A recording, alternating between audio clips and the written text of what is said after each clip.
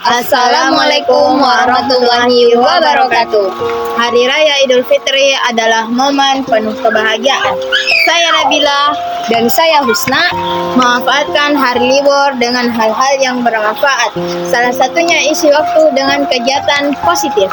berbagi kebahagiaan dengan penyaluran donasi sebesar 2 juta rupiah dari donatur Vivi Pada Harapan buat 20 lansia di Desa Ponto, tepatnya di Desa Bontomanai. Ikuti keseruan kami. Ayo, ayo, ayo.